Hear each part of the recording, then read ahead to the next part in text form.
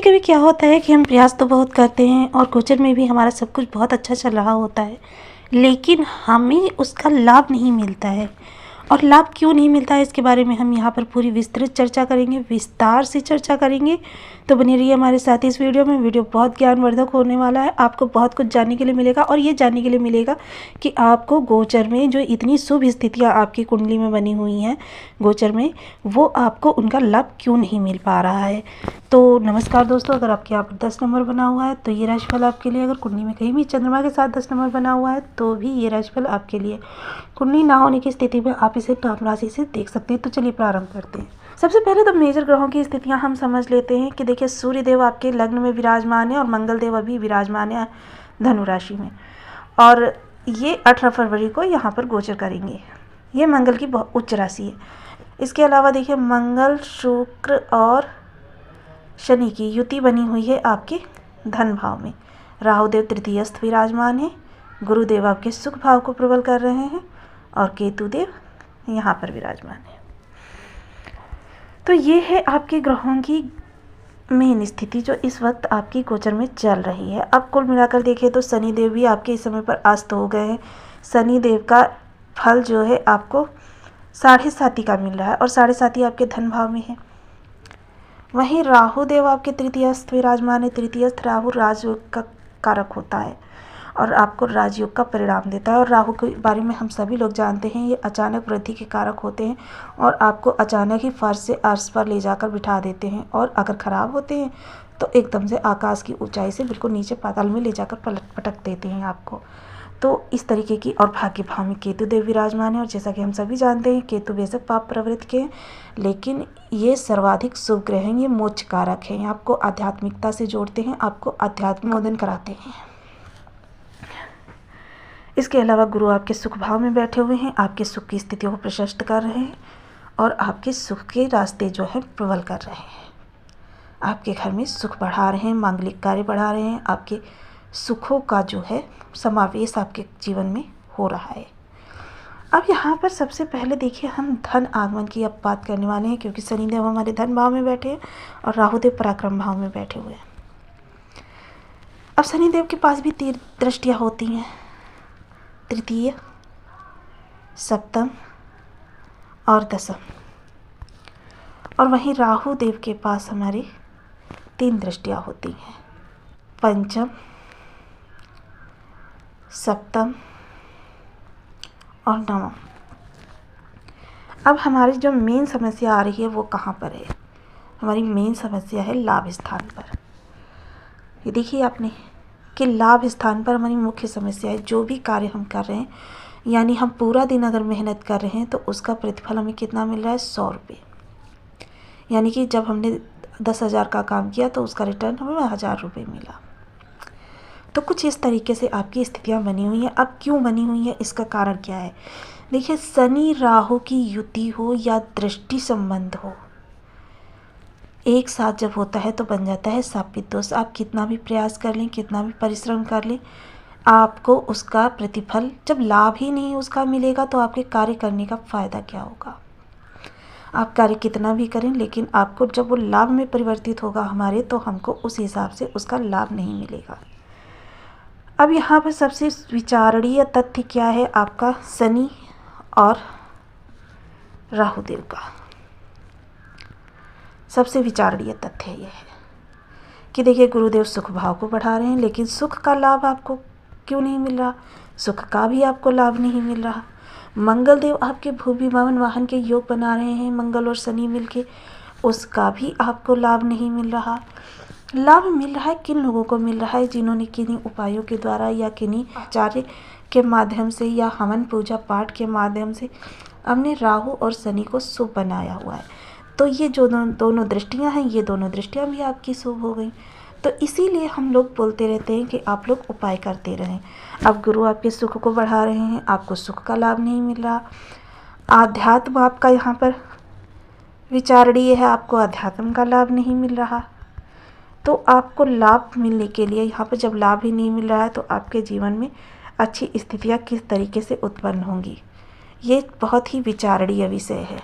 तो राहु देव के लिए तो वैसे भी हम सभी जानते हैं कि राहु देव जो है जब परम शुभ होते हैं तो आपके लिए बहुत अच्छी स्थितियाँ बना देते हैं। आपको जगह जगह से मान सम्मान मिलने लगता है, आपको ऊंचाई वृद्धि अचानक ही आपको प्रसिद्धि के योग बन जाते हैं। और वैसे भी राहु देव जहाँ पर बैठे हुए हैं इस समय, वहाँ पर आपकी अचानक प्रसिद्धि के योग बने हुए हैं। जैसे कि हम सभी जानते हैं जब राहु देव यहाँ पर बैठे हैं अति विशिष्ट कारक होते हैं। पंचम दृष्टि इनकी यहाँ गई, आपका ये पब्लिक हाउस होता है, आपके दाम्पत्य जीवन होता है, आपका व्यापार होता है। सप्तम हाउस ये रहा आपका, और नवम दृष्टि यहाँ गई। जब भी इसका और इसका संबंध बन जाता है, समझ लीजिए आप प्रसिद्धि प्राप्त व्यक्ति हैं। लेकिन मकर राशि के कुछ लोगों के मुझे ऐसे कमेंट आते हैं कि उन्हें गोचर का लाभ नहीं प्राप्त हो रहा। तो लाभ प्राप्त करने के लिए आपको सबसे पहले तो इन ग्रहों को अपने शुभ बनाना होगा, क्योंकि हो सकता है कुंडली में आपकी इनकी कुछ ऐसी स्थितियाँ बनी हुई हों कि जो आपके लिए बहुत ही दुर्योग बना रही हों। अब दुर्योग जब बन जाता है कुंडली में, तो मैंने हमेशा आप लोगों को बताया है कि जब हमारे जन्म के समय जो ऑरा हमारे चारों ओर निर्मित हो गई है, अगर वो निगेटिव है तो वो बाहर से आने वाली पॉजिटिव किरणों को भी निगेटिव परिवर्तित कर देती है। और उस निगेटिव ऑरा को हमें पॉजिटिव बनाने के लिए उपायों का सहारा लेना पड़ता है।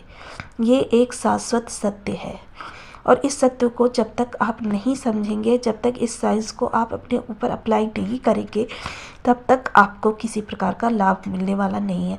लाभ मिलेगा, ऐसा नहीं है कि आपके जीवन में परिस्थितियाँ बदल नहीं रही हैं, आपकी परिस्थितियाँ बदल रही हैं। किंतु क्या है, सुख मिलना चाहिए आपको 1000 का, लेकिन मिल रहा है 100%। लाभ मिलना चाहिए आपको 1000, मिल रहा है 100 पर। तो ये चीज़ें हैं कि आपको उतना लाभ नहीं मिल रहा है। लाभ मिल रहा है क्योंकि सबसे ज़्यादा तो यहाँ पर आपके गुरुदेव सुख भाव को प्रबल करके बैठे हुए हैं। जब तक आपको कहीं से धन आएगा नहीं, तब तक आपका सुख कैसे प्रबल होगा? तब तक आपका सुख नहीं प्रबल होगा, और जब तक आपका सुख नहीं प्रबल होगा तब तक आपको किसी चीज़ का लाभ नहीं मिलने वाला। तो इस तरीके से आपको लाभ मिल रहा है, लेकिन उतना नहीं मिल रहा है जितना मिलना चाहिए। आपके जीवनों का समावेश हो रहा है, आपके जीवन को एक नया दिशा मिल रही है। लेकिन आपको क्या है, सबसे पहले तो अपने लाभ भाव को आपको संभालना है। अब लाभ भाव को जब संभालेंगे तो सबसे पहले क्या करेंगे, हम लाभ भाव के लिए देखिए लाभ भाव से क्या देखा जाता है।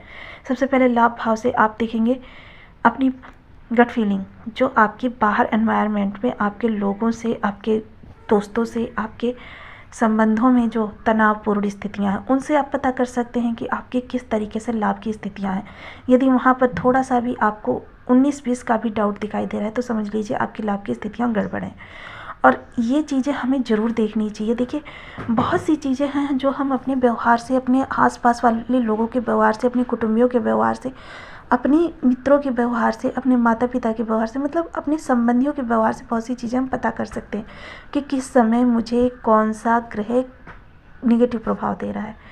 सपोज कीजिए कि आपके माता के साथ आपके रिलेशन अच्छे नहीं हैं, समझ लीजिए चंद्रमा की ओर से आपको निगेटिव इफेक्ट मिल रहा है। आपके पिता के साथ आपके रिलेशन थोड़े से तनावपूर्ण हो गए, समझ लीजिए कि आपको सूर्य आपके परेशान कर रहे हैं। भाई से, मित्रों से अगर अनबन होने लगी, समझ लीजिए मंगल देव ने आपको परेशान करना शुरू कर दिया। वहीं अगर पत्नी से खटपट होने लग जाए, समझ लीजिए कि शुक्रदेव ने वहाँ पर अपना डेरा डाल लिया। तो ये बहुत एक व्यवहारिक जो दृष्टिकोण होता है, ये हमें बहुत जानने के लिए मदद करता है कि हमारा जो कौन सा ग्रह हमें किस समय पर निगेटिव रिजल्ट दे रहा है। अब सोशल लाइफ क्या होती है? सोशल लाइफ इस समय आपकी राहु देव कंट्रोल कर रहे हैं। सोशल लाइफ राहु देव कंट्रोल कर रहे हैं, तो सबसे पहले हमें राहु देव और अपने शनिदेव तो इस समय पर अस्त हैं, तो इस समय आपकी लाभ की स्थितियों को थोड़ा सा उन्होंने बढ़ा दिया है। देखिए, कितना भी ग्रह अस्त हो जाए, ऐसा नहीं है कि जैसे हम सूर्य के प्रकाश में किसी मोमबत्ती को लेकर खड़े हो गए तो वो मोमबत्ती जल नहीं रही है, अपना प्रकाश नहीं दे रही है। हाँ, ये है कि सूर्य के प्रकाश में उसका प्रकाश दिखाई नहीं दे रहा है। तो ये चीज़ें कुछ हो जाती हैं, ज्योतिष को समझना बहुत ज़रूरी हो जाता है। देखिए, मैं अपने व्यूवर्स को इसीलिए विस्तार से हर चीज़ बताती रहती हूँ कि जिसमें कि उनको हर चीज़ समझ में आ जाए और वो कहीं पर भी धोखा ना खाए।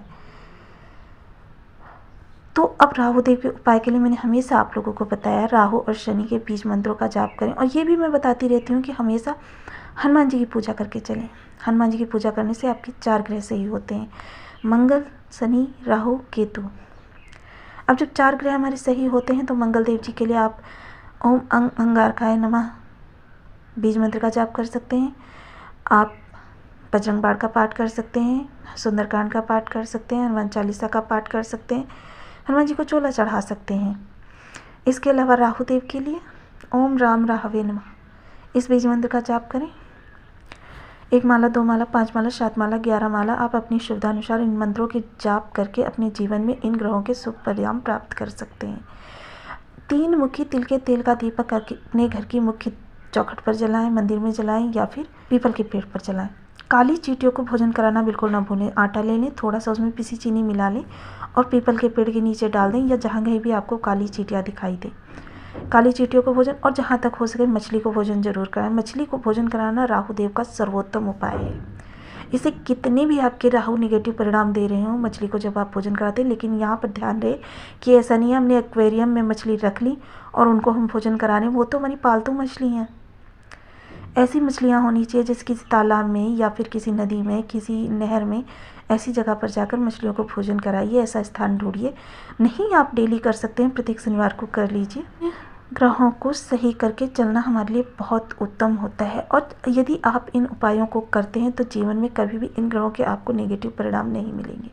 गोचर में स्थितियाँ कितनी भी खराब हो जाए, आपकी कुंडली में भी कितनी भी खराब हो, आपको इन ग्रहों के उत्तम परिणाम ही मिलेंगे और आपको ये प्रसिद्धि के चरम शिखर तक पहुंचा देंगे। तो आपको वीडियो कैसी लगी मुझे कमेंट बॉक्स में ज़रूर बताएं। चैनल पर न्यू है तो प्लीज़ वीडियो को लाइक, शेयर, चैनल को सब्सक्राइब करना बिल्कुल ना भूलें। मिलते हैं नेक्स्ट वीडियो में, तब तक के लिए नमस्कार। अपना ध्यान रखें, स्वस्थ रहें, मस्त